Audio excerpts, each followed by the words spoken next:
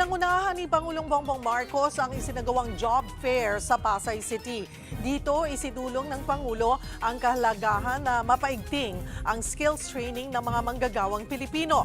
Para sa update magbabalita live si Mobile Journal Julie Baiza. Julie. Cheryl, binigyan din ni Pangulong Bongbong Marcos ang upskilling o pagpapaunlad sa kakayahan ng mga manggagawa. Kasabayan ng pangunguna ng Pangulo sa SM Holiday Job Fair at upskilling dito sa Pasay City.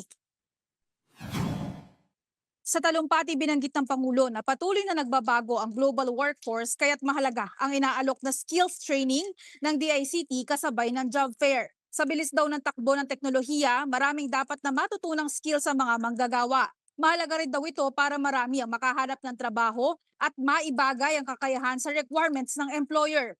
Hinimok din niya ang job seekers na gamitin ang mga job fair na ito para makakuha ng oportunidad at trabaho, lalo't dito mabilis na rin ang pagpoproseso ng mga kakailanganing dokumento. Samantala, sa part 2 ng inilabas na podcast, umaasa raw ang Pangulo na ipagpapatuloy ng susunod na mga administrasyon ang structural reforms na sinimulat sa kanyang pamumuno at gagamitin ito para sa ikauunlad ng publiko. Cheryl, bukod dito, sinabi rin ng Pangulo na maayos ang kalagayan o kanyang mental well-being sa gitna ng kinaharap na hamon ng bansa. Malaki din daw ang naitulong sa kanya ng mga natutunang aral sa pamumuno ng kanyang ama sa Pilipinas. Cheryl? Maraming salamat Mobile Journal Julie Baiza.